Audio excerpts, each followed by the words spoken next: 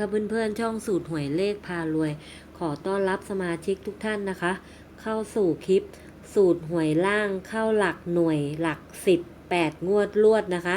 สูตรหวยล่างเข้าหลักหน่วยหลัก10 8งวดรวดสูตรนี้นะคะเพื่อนๆเข้ามาแล้ว8งวดนะคะเริ่มเข้าตั้งแต่งวด16ตุลา2562นะคะถึงงวดวันที่1กุมภา2563นะคะ8งวดนะคะเพื่อนๆสูตรนี้นะคะจะใช้หลักพันรางวัลที่1บวกด้วยหลัก10 3ตัวครั้งที่2นะคะจะได้เท่ากับเลขเด่นตัวแรกบวกเพิ่มไปอีก5แต้มนะคะจะได้เท่ากับเลขเด่นตัวที่2นะคะเดี๋ยวเรามาเริ่มบวกกันตั้งแต่16ตุลา2562นะคะใช้งวดวันที่1ตุลานะคะตั้งนะคะจะได้เท่ากับเลขเด่น16ตุลานะคะ1บวก9เท่ากับ10ใช้ตัวท้ายคือเลข0นะคะบวกเพิ่มไปอีก5แต้มนะคะ0บวก5เท่ากับ5นะคะได้เลขเด่นนะคะ0กับ5นะคะ16ตุลานะคะ2ตัวล่างออก1 5นะคะ5เข้าหลักหน่วยนะคะ16ตุลา5เข้าหลักหน่วย1พฤศจิกายนนะคะ2บวก2เท่ากับ4บวกเพิ่มไปอีก5แต้มนะคะ4บวก5เท่ากับ9นะคะได้เลขเด่น4กับ9นะคะ1พฤศจิกายนออก7 9นะคะ9เข้าหลักหน่วยนะคะ1พฤศจิกายน9เข้าหลักหน่วย16พฤศจิกายนนะคะ7บวก0เท่ากับ7ได้เลขเด่นตัวแรกคือเลข7นะคะบวกเพิ่มไปอีก5แต้มนะคะ7บวก5เท่ากับ12ใช้ตัวท้ายคือเลข2นะคะได้เลขเด่น7กับ2ตัวล่างนะคะออก3 2นะคะ2เข้าหลักหน่วยนะคะ16พฤศจิกายนนะคะ2เข้าหลักหน่วยนะคะ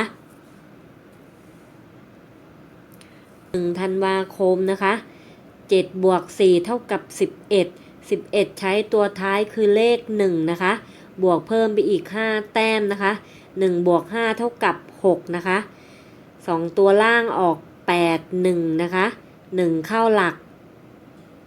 หน่วยนะคะ1ธันวาคม1เข้าหลักหน่วย16ธันวาคมนะคะ3บวก6เท่ากับ9เลขเด่นตัวแรกคือเลข9บวกเพิ่มไปอีก5แต้มนะคะ9บวก5เท่ากับ14ใช้ตัวท้ายคือเลข4นะคะได้เลขเด่น9กับ4 2ตัวล่างออก9 7นะคะ9เข้าหลัก10นะคะ16ธันวานะคะ9เข้าหลัก10นะคะ30ธันวานะคะ30ธันวา9บวก4เท่ากับ13ใช้ตัวท้ายคือเลข3นะคะบวกเพิ่มไปอีก5แต้ม3บวก5เท่ากับ8นะคะได้เลขเด่น3กับ8นะคะ2ตัวล่างออก8 1นะคะ8เข้าหลัก10นะคะ30ธันวา8เข้าหลัก10นะคะ17มกราคม2563นะคะ0บวก8เท่ากับ8บวก5เท่ากับ13ใช้ตัวท้ายคือเลข3นะคะได้เลขเด่น8กับ3 2ตัวล่างนะคะ17มกราคม2563นะคะ2ตัวล่างเลขที่ออกคือ6 8นะคะ6 8เข้าหลักหน่วยนะคะ17มกราคม8เข้าหลักหน่วย1กุมภาพันธ์2563นะคะคืองวดที่ผ่านมานะคะ1บวก0เท่ากับ1บวก5เท่ากับ6นะคะได้เลขเด่นนะคะ1กับ6นะคะ1กุมภาพันธ์2ตัวล่างนะคะ2ตัวล่างงวดที่ผ่านมาออก 06นะคะ06เข้าหลักหน่วยนะคะเพื่อนๆ6เข้าหลักหน่วยนะคะเข้ามาแล้ว8งวดนะคะเพื่อนๆมาได้ทั้งหน่วยและ10นะคะ16กุมภาพันธ์2563คืองวดที่จะถึงนี้นะคะใช้หลักพันรางวัลที่1บวกหลัก10 3ตัวครั้งที่2นะคะ9บวก5เท่ากับ